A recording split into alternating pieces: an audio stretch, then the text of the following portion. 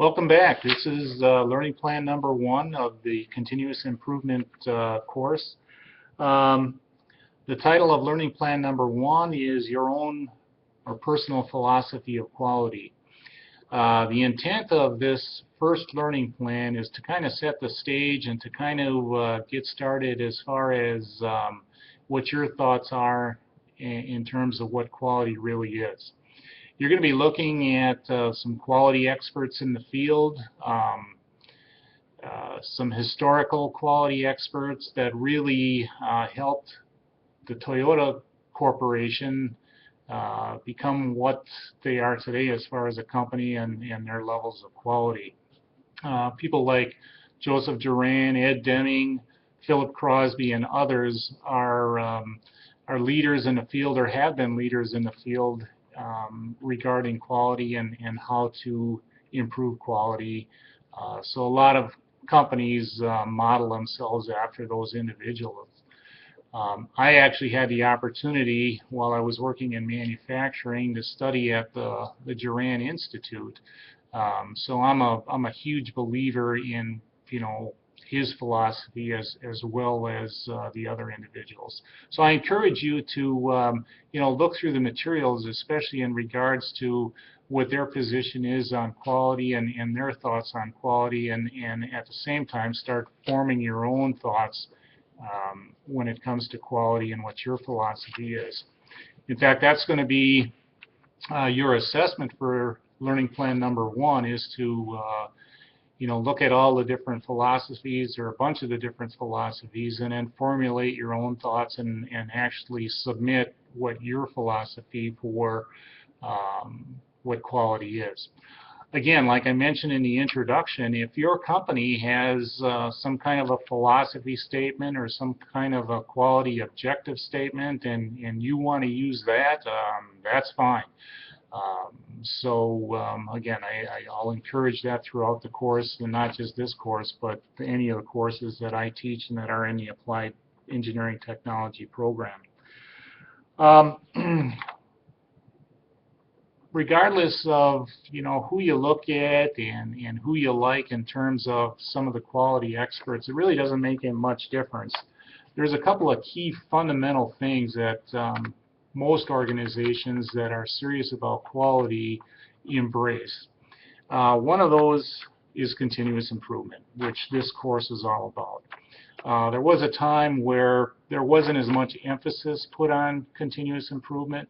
Well, there is today. It's a matter of doing better today than you did last year, than you did the last 5 years, and knowing that it's never ending. It's about continuously improve on a regular basis and ongoing, basically forever. Many of the philosophies talks about some kind of a systematic approach. Having things in place where you're using data and you're using the tools of quality to really address problems and to get to root causes of problems, versus, again, just shooting from the hip and making decisions based on gut feelings and those kinds of things. This world is all based on data and making decisions based on those facts. You're going to learn about the scientific method. One of the things that I think most philosophies are centered around is a guy named Walter Schuhart, back many years ago, created this thing called the continuous improvement cycle. You're going to learn about that in this course. The cycle starts with planning, moves on to doing, moves on to studying, and moves on to acting. So it's a continuous cycle of continuously improving, but those are the major components of it. So most philosophies are have some kind of a basis around that Schuhart control or improvement cycle. Customer focus.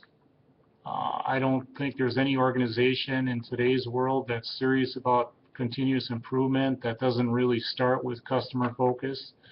You're going to, come up with ways of how that's done, specific ways, how we listen to the customer, how we get feedback from the customer, and really understand what the customer is looking for and what the customer wants. So that's another thing that I would be looking for, that I'd be interested, I guess, in when you write your own philosophy, how you've incorporated that into the philosophy.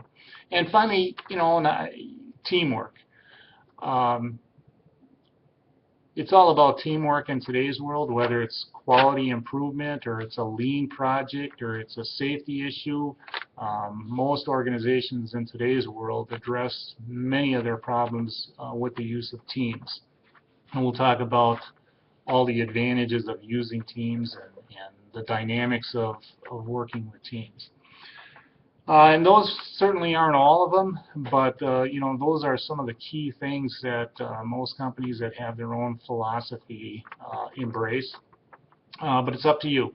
Look through the information, and then, like I said, part of the requirement for learning plan number 1 is to submit your own short philosophy of what you think quality means and how you go about getting it. So with that, I'm going to turn you loose on learning plan number 1.